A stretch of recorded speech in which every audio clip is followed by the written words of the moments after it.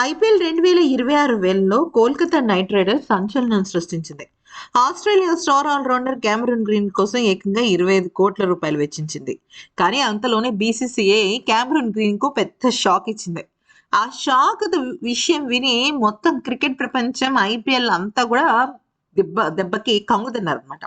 ఈ ట్విస్ట్ ఏంటి అంటే వేలల్లో పలికిన ధర 25.2 కోట్లు అయినప్పటికీ క్యామరూన్ గ్రీన్ కి అందేది మాత్రం కేవలం 18 కోట్ల రూపాయలు మాత్రమే. అంటే మిగిలిన 7 కోట్ల 20 లక్షల రూపాయలు అతనికి దక్కవు.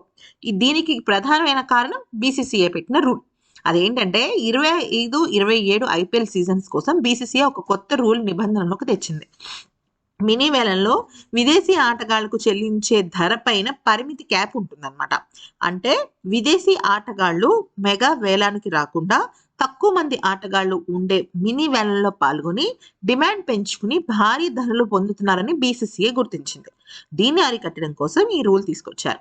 ఈ రూల్ ప్రకారం మినీ వేలంలో ఒక విదేశీ ఆటగాడికి గరిష్టంగా ఎంత మొత్తం చెల్లించాలనే దానిపైన 2 అంశాలు ఆధారపడి ఉంటాయి. వీటిల్లో ఏది తక్కువైతే అది ఆ ఆటగాడికి వచ్చే మనీ వస్తుందన్నమాట.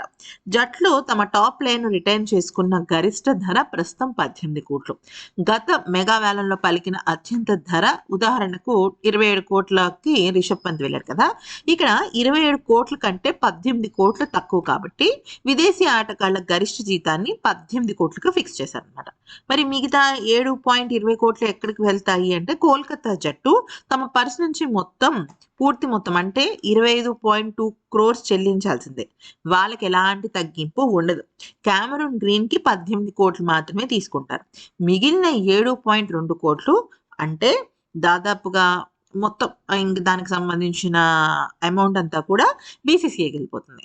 ఈ డబ్బును ప్లేయర్ వెల్ఫేర్ ఫండ్ కోసం ఉపయోగిస్తారు.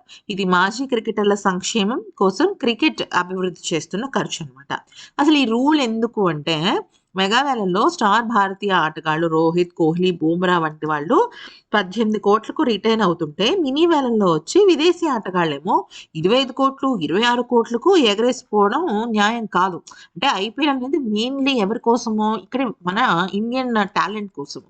సో మన సీనియర్ ఆటగాళ్ళని కూడా పక్కన పెట్టేసి వాళ్ళకి 12 కోట్లు 15 కోట్ల దగ్గర లిమిట్ పెట్టేసేసి విదేశీ ఆటగాళ్ళకి మాత్రం 27 కోట్లు 25 కోట్లను వేలం పాడేస్తే అది బీసీసీఐకి కరెక్ట్ కాదనిపించి అక్కడ వాళ్ళకి 18 కోట్లకు ఫిక్స్ చేశారనమాట.